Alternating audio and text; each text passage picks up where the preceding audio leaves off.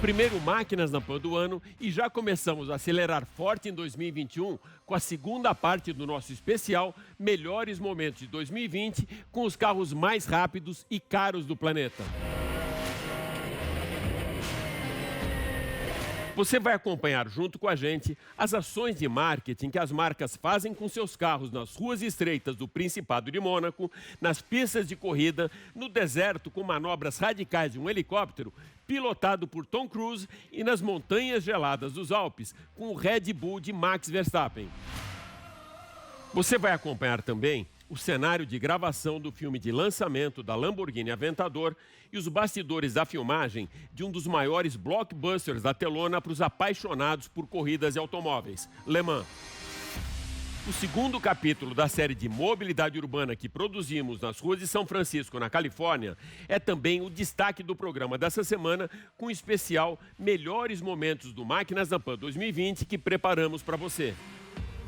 Eu sou Alex Ruffo e tudo isso e muito mais você vai acompanhar agora comigo nesses próximos 30 minutos aqui no Máquinas na Pan. Lembrando que agora você também pode acompanhar o nosso programa em vídeo pelo canal Jovem Pan News, Jovem Pan Esportes e pela Panflix. Então se ajeita bem aí no cockpit e aperte o cinto, porque o Máquinas na Pan dessa semana está só começando. Máquinas da Pan. E para darmos a largada no programa dessa semana, vamos acelerar forte com o carro de Fórmula 1 nas vias urbanas e com a Ferrari SF90 Stradale na pista de Mônaco.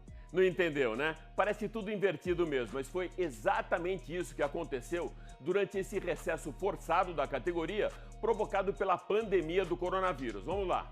Tradicionalmente, as equipes de Fórmula 1 fazem ações de marketing durante o recesso das equipes e férias dos pilotos, colocando seus carros fora das pistas em situações muito inusitadas. Desta vez, não foram as férias de verão, mas sim a pandemia e o afastamento dos carros das pistas que provocaram ações para impactar a mídia e também os fãs do automobilismo. Enquanto a temporada desse ano não começa, a equipe Ferrari já tirou seu cavalino da chuva, ou melhor, tirou o cavalino rampante da sua fábrica para uma volta em Maranello com seu jovem piloto Charles Leclerc ao volante do SF1000 pelas ruas da cidade, acordando alguns e surpreendendo outros com o ronco do motor de um Fórmula 1 nas ruas. Poucas semanas antes, Leclerc já tinha rodado pelo circuito de Rua de Mônaco, praticamente o quintal da sua residência, a bordo da Ferrari SF90 Stradale. Ao volante, Charles Leclerc, mas no comando da direção do filme, o diretor e cineasta francês Claude Lelouch, apaixonado por corridas e vencedor do Oscar e da Palma de Ouro de 66 com Um Homem e uma Mulher. A filmagem com a Ferrari SF90 Stradale nas ruas do Principado aconteceu no fim de semana que seria realizado o GP de Mônaco desse ano, que foi cancelado pela Covid-19 e faz parte de um especial do diretor, Le Grand Rendez-vous. E para esses takes em Mônaco, Leclerc contou com um carona muito especial. Albert II, autoridade máxima do Principado, chefe da Casa Grimaldi e príncipe soberano de Mônaco desde 2005. Mesmo sem guardrails, chicanes e público, o jovem piloto monegasco fez exatamente o mesmo percurso do traçado de corrida, saiu do cassino e já começou a acelerar forte na descida para a curva Mirabeau alta à direita. Iniciou o mergulho para a curva mais fechada e lenta da Fórmula 1, a Lewis, atualmente Fairmont, que é feita em primeira marcha e apenas 50 km por hora. Leclerc contornou a curva pela esquerda, depois seguiu à direita pela Mirabeau baixa, mais uma curva à direita, a Portier, e já chega na reta que dá acesso ao túnel.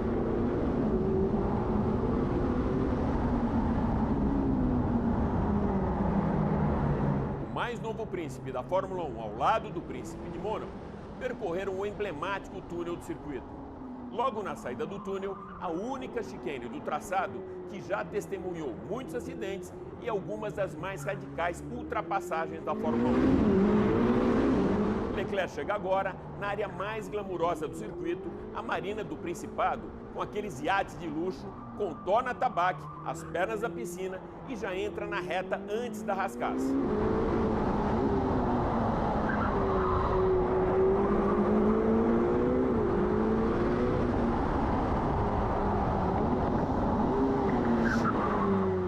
Ferrari vence a Rascasse e já retoma a aceleração na saída da curva para romper a reta principal, passar ao lado da tribuna de honra e das cabines de rádio.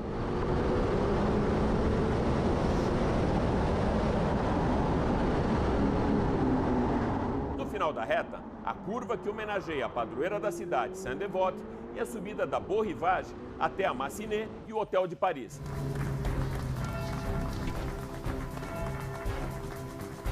Para então devolver o príncipe Albert em segurança na porta do cassino.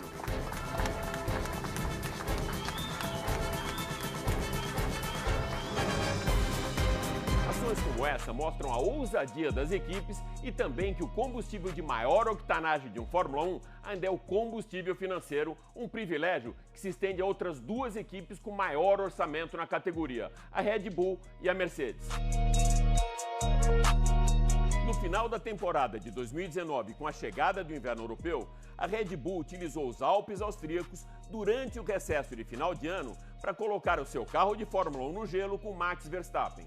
O touro indomável trocou até aquelas brigas na pista por outro desafio, o das encostas íngremes da montanha de Harniken, na região de Kitzbühel, mesmo local onde o Campeonato Mundial de Esqui é disputado anualmente.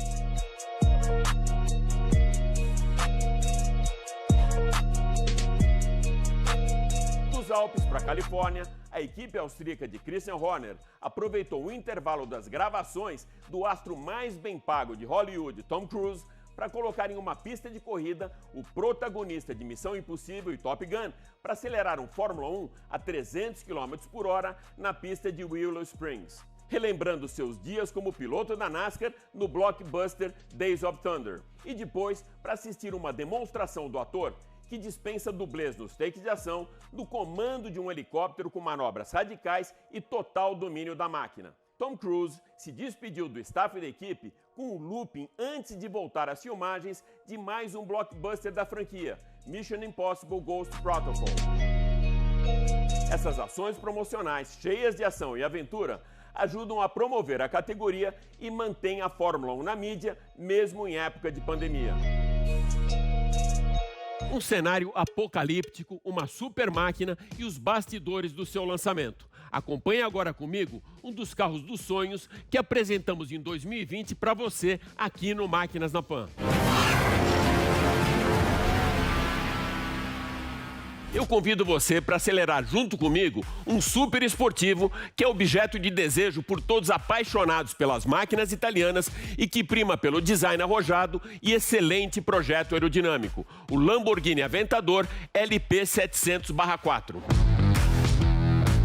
No mês passado, a gente apresentou para você os carros mais caros do planeta, aqueles que não cabem no seu bolso.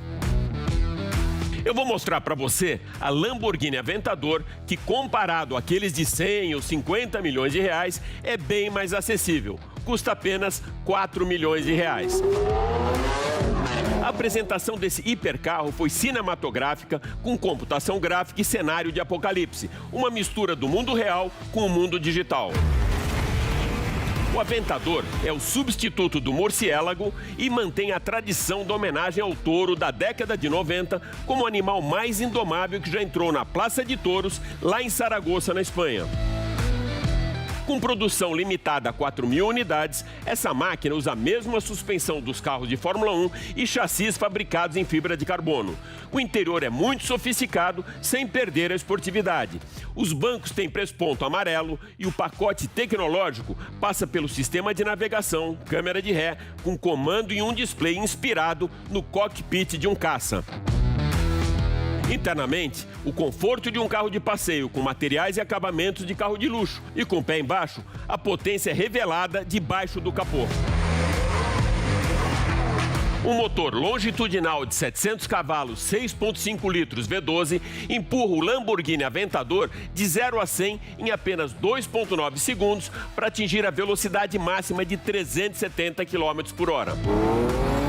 A transmissão é automatizada de 7 velocidades, a suspensão é independente e os freios são carbono cerâmicos nas 4 rodas. Uma versão comemorativa pelos 50 anos da Lamborghini foi apresentada no Salão de Genebra com 20 cavalos a mais, splitter aerodinâmico, uma nova traseira, dianteira ampliada, difusor alargado e uma malha expansiva para melhorar a ventilação do motor.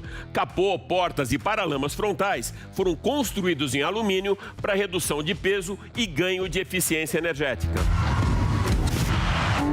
O sistema integral de tração divide a força em 2 eixos, com 30% para a dianteira e 70% para a traseira, com equilíbrio que pode ser ajustado para evitar todas aquelas saídas de frente com bloqueio eletrônico. E aí, preparado para acelerar essa máquina?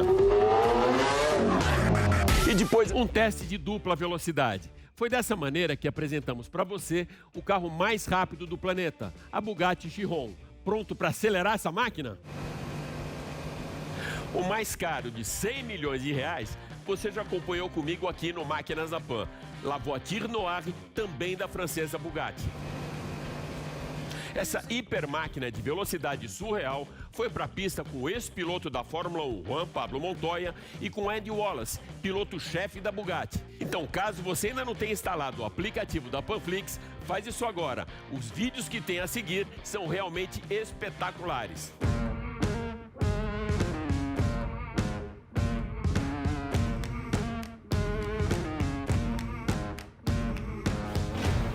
Vamos começar então com Montoya, vencedor do GP de Mônaco de Fórmula 1, bicampeão das 500 milhas de Indianápolis e tri das 24 horas de Daytona. O teste aconteceu em uma pista especial da Alemanha, oval e infinita, feita especialmente para teste de velocidade máxima. O super esportivo de motor central e 2 lugares é um sucessor do Bugatti Veyron e homenageia o piloto monegasco Louis Chiron, que participou inclusive do primeiro Grande Prêmio de Fórmula 1 em 1950.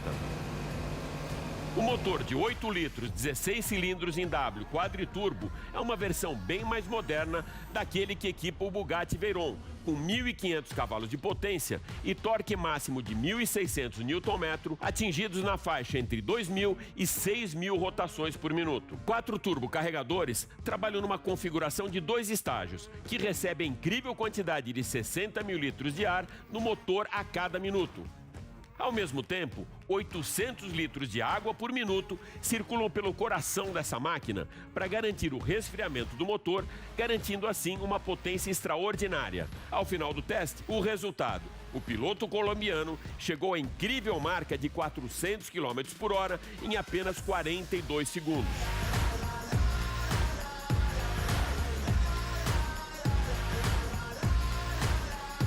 Chegou a vez do piloto oficial de testes da Bugatti e vencedor das 24 horas de Le Mans, Andy Wallace, assumir o volante do Chiron. O carro foi totalmente acertado para mais alta performance com precisão e uma atenção especial com a pressão ideal dos pneus de acordo com a temperatura da pista, downforce e acerto aerodinâmico, levando em conta também a velocidade e direção do vento. O equilíbrio do setup do Chiron tem que ser perfeito para que o piloto se sinta seguro para acelerar essa hipermáquina até sua velocidade máxima. Com tração integral nas 4 rodas, suspensão independente, dupla embreagem, carroceria de fibra carbono e caixa de câmbio automática de 7 velocidades, o Wallace vai tentar quebrar o recorde de 400 km por hora de Montoya na mesma pista de Erlassing, na Alemanha. O escapamento é fabricado em titânio, com redução da pressão da saída dos gases, para um ganho ainda maior da potência do motor, que empurra o Bugatti Chiron de 0 a 100 em apenas 2,5 segundos. No velocímetro, um desafio a mais. A marcação vai até os 500 km por hora. Montoya chegou aos 400. Será que o Wallace vai conseguir superar a marca do piloto colombiano?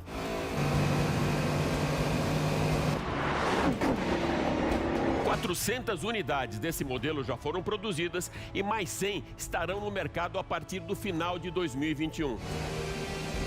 Essa máquina é fiel à filosofia do fundador da marca, produzir os melhores carros do mundo com design extremamente sofisticado e tecnologia inovadora. Um ícone de performance que acelera além da imaginação. A Bugatti ostenta nas suas credenciais grandes artistas do design e os melhores engenheiros mecânicos da indústria tão exclusiva das hipermáquinas.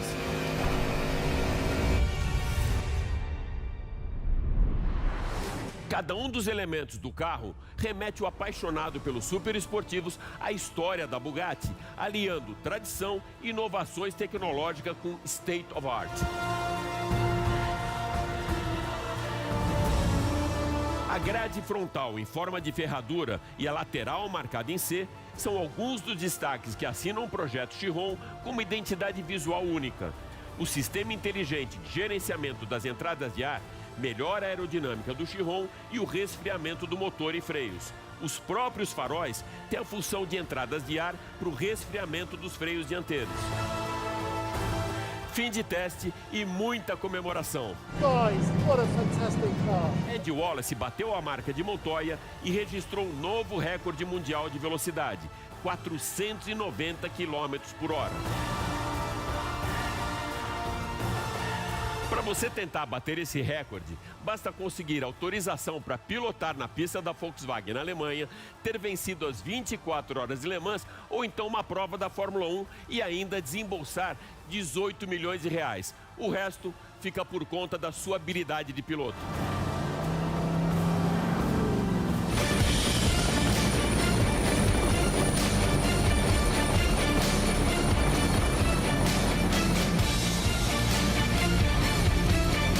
Hoje o Máquinas na Pan inaugura um novo quadro no programa, Voando Alto, que vai transportar você para o mundo dos sonhos, aventura, glamour e sofisticação uma vez por mês. Eu vou trazer aqui para você as novidades da aviação privada, com jatos e helicópteros que fazem parte tanto da mobilidade aérea de executivos, como da vida luxuosa daqueles sheiks árabes. No final do ano passado, a gente trouxe aqui para o Jornal da Manhã um teste com o helicóptero mais caro do mundo, o ACH-145. Acompanha comigo.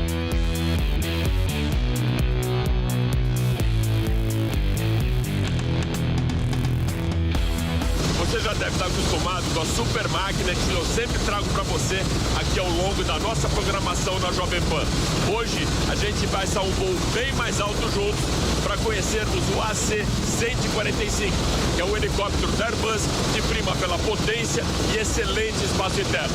Nós iniciamos o voo no Campo de Marte com destino ao aeroporto de Congonhas. A bordo do helicóptero, a sensação é de um voo extremamente suave, proporcionado pelo nariz afilado da aeronave e desenho aerodinâmico impecável. Essa versão tem um rotor de 4 pás. Recentemente, a Airbus Helicópteros anunciou uma versão de 5 pás com certificação prevista para o primeiro semestre de 2020. A capacidade de carga terá um acréscimo de 150 quilos e peso máximo de decolagem de 3.800 para garantir um voo ainda mais suave. O ACH-145 tem a base do rotor fabricada em titânio e na lateral fibra carbono, deixando o conjunto mais leve, permitindo que o helicóptero faça pousos na maior parte dos helipontos das grandes cidades. O line-up do ACH foi lançado há 2 anos e hoje é o cartão de visita da Airbus, que completou 50 anos nesse ano e tem como principal nicho a aviação executiva, a privada, o governo e também o mercado de ultraluxo. O ACH é líder global com 50% de participação nesse segmento,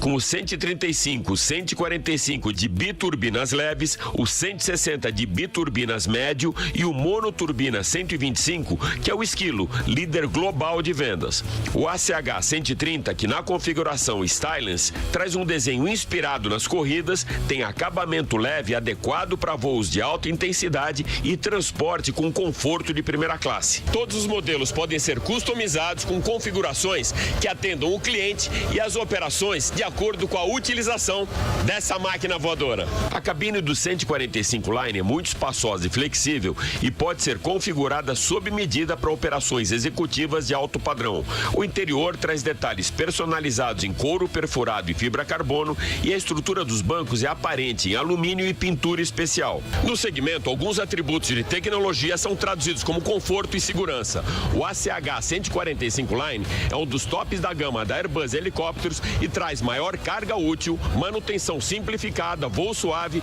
e muita conectividade. A aeronave também oferece espaço amplo para bagagens que são facilmente carregadas pelas duas portas traseiras. Dois motores Safran Helicopter Ariel 2E Turboshaft proporcionam uma autonomia de 3 horas e 55 minutos, velocidade de 254 km por hora, leva até 8 passageiros e com alcance de 647 km atinge um teto de 4.800 metros. Com muita potência, o ACH 145 Line pode decolar de helipontos elevados com sua capacidade total de carga, 10 pessoas e tanques cheios, mantendo a performance mesmo no caso de perda de um dos motores. 3 unidades do ACH 145 Line já estão no Brasil. Um deles foi comprado pelo jogador da seleção brasileira, o craque Neymar. Outros 4 devem chegar no próximo ano para 4 clientes que desembolsaram 11 milhões de dólares para terem no heliponto ou, como alguns sheiks do mundo árabe, na sua modesta sala de casa.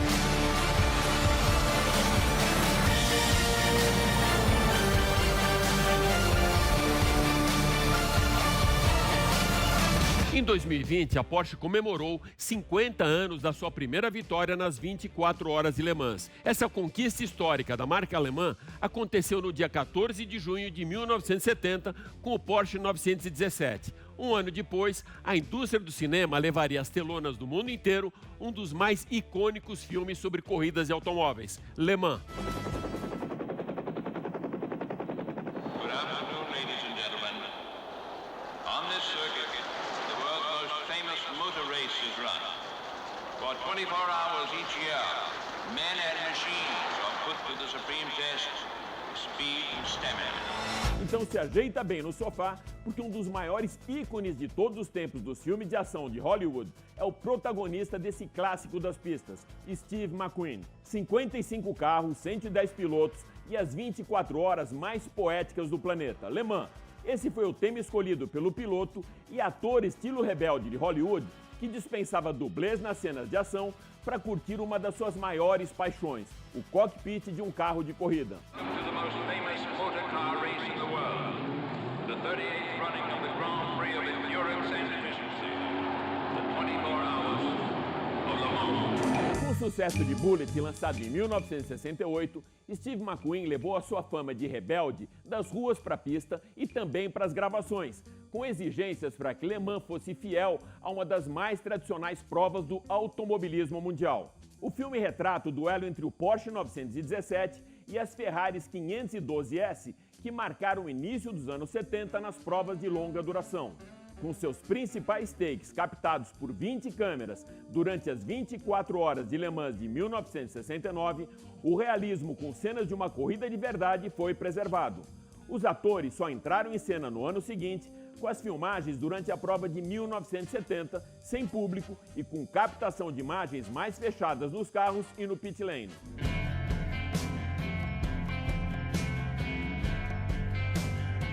O diretor John Sturges, que já tinha trabalhado com Steve McQueen em 7 Homens e um Destino e Fugindo do Inferno, foi o escolhido para dirigir o clássico das corridas de longa duração. Com o início das gravações, as diferenças entre Sturges e McQueen vieram à tona. O diretor queria um roteiro mais pasteurizado e formatado para Hollywood, enquanto o ator buscava o realismo da pista de corrida e não demorou então para que Liu Katzin assumisse a direção do filme. Katzin seguiu à risca a orientação de McQueen e praticamente reedita o cinema mudo, com os últimos 37 minutos de filme ambientados somente pela trilha sonora e roncos dos motores, sem qualquer diálogo entre os atores. O Porsche Azul Celeste da Gulf Oil foi a grande estrela do filme. O modelo 917 venceu a prova em 1970, mesmo ano das filmagens, com a dupla Richard Atwood e Hans Hermann marcando a primeira vitória da marca alemã na categoria em 1970. Todas as Ferraris em cena foram emprestadas de um distribuidor belga, já que Enzo Ferrari se recusou a ceder os seus carros para o filme, que tinha na bandeirada final a vitória da Porsche. O modelo 908 de Steve McQueen, utilizado como câmera car, precisou se classificar de verdade para as 24 horas de Le Mans para estar na pista durante a corrida. Andou tão bem que chegou a ocupar a 8ª posição e só não terminou na segunda colocação devido às constantes paradas nos pits para a troca das baterias das câmeras. Um dos takes mais realistas da corrida foi obtido com a instalação de uma câmera na janela lateral do Porsche 917, com captação de cenas inéditas do cinema, com o carro em alta velocidade e depois com a parada nos boxes em plano sequência. O mesmo recurso de filmagem foi utilizado para dar um realismo à cena onde o Porsche evita o acidente com o carro mais lento na pista, para depois se chocar inúmeras vezes no guardrail até ficar completamente destruído. Com estilo próprio, pilotos de verdade e sem qualquer roteiro, Le Mans se transformou no cult movie do automobilismo, que ao lado de Grand Prix é o filme de corridas mais assistido de todos os tempos.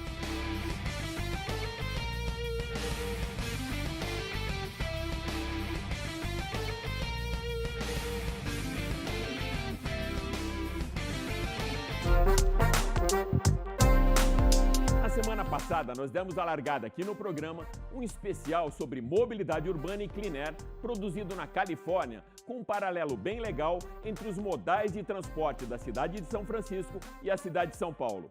Hoje eu vou apresentar aqui para você o segundo episódio desse especial. Acompanha comigo!